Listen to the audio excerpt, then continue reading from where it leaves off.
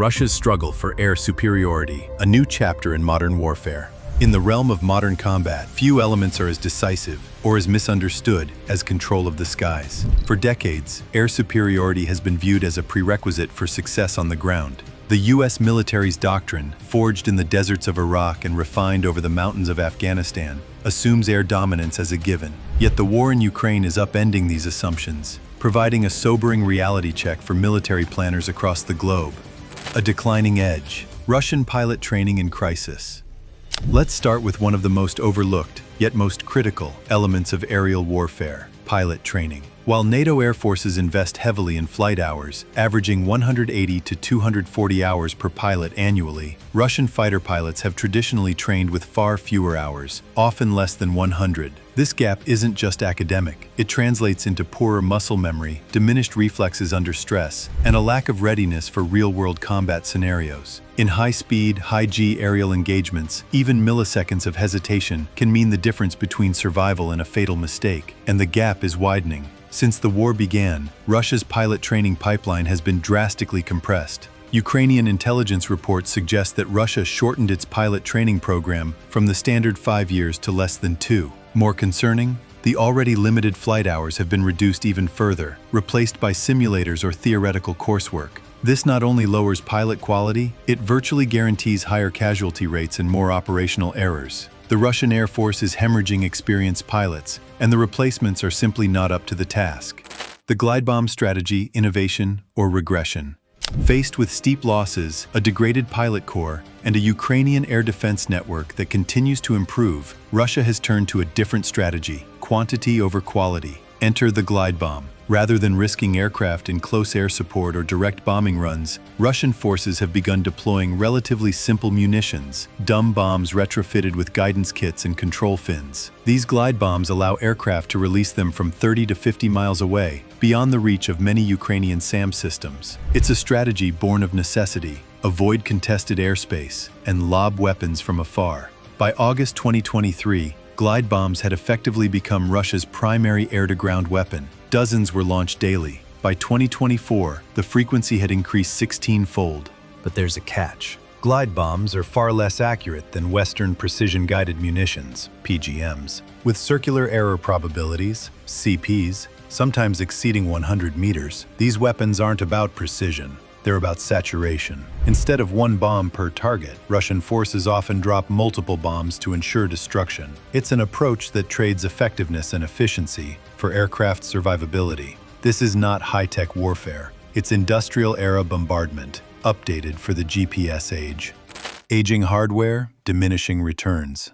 In another sign of desperation, Russia has begun reactivating Cold War-era aircraft to fill its thinning ranks. Satellite imagery from as early as October 2022 shows MiG-29 fighters and Su-24 bombers, previously mothballed in long-term storage, being pulled back into service. These aircraft lack modern avionics, stealth profiles, and advanced targeting systems, but they can carry glide bombs, and they can be maintained using domestically manufactured parts, skirting Western sanctions. That's the logic behind their revival. They're good enough, especially when used as launch platforms rather than strike fighters. Even more telling is the renewed production of the A-50 Mainstay, a Soviet-era airborne early warning aircraft. Though hopelessly outdated compared to NATO AWACS systems, the A-50 is entirely Russian-built, avoiding dependency on foreign components. Its resurrection marks a stark departure from Russia's previous ambitions of fielding a modern, high-tech air force. Today, Moscow is simply trying to keep planes in the sky.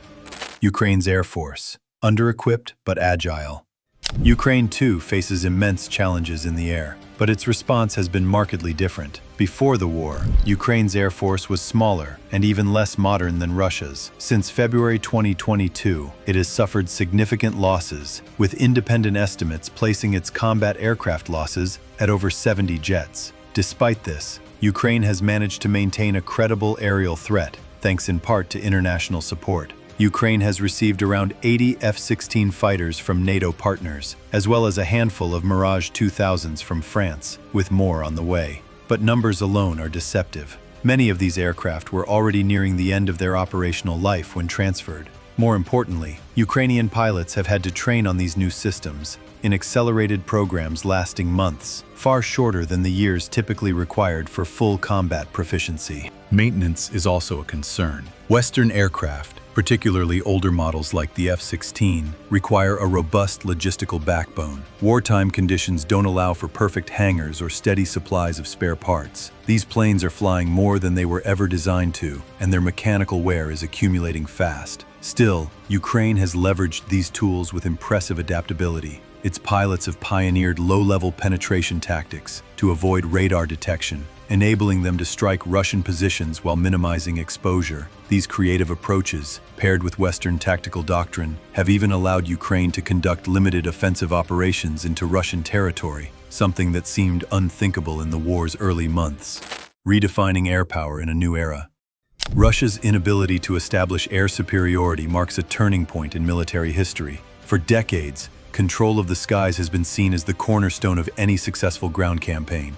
But the war in Ukraine has challenged this idea. Ukraine's air defense system, a mix of long-range platforms like the S-300 and S-400, medium-range mobile systems like the Buk M1, and short-range manpads, has created a dense, multi-layered defense grid. This network has not only denied Russia air supremacy, but has also forced a once-proud air force to fight from the periphery. And this matters because Russia's air force was considered the second most powerful in the world before the invasion. If it can be largely neutralized by a much smaller opponent with determination, tactical ingenuity, and layered defenses, then traditional metrics of air power, fleet size, weapon sophistication, budget, no longer tell the whole story. This has profound implications for NATO and other modern militaries. The Pentagon, for example, has grown accustomed to unchallenged skies, but that luxury may not exist in a conflict with a peer adversary like China or a future Russian confrontation. The war in Ukraine serves as a warning.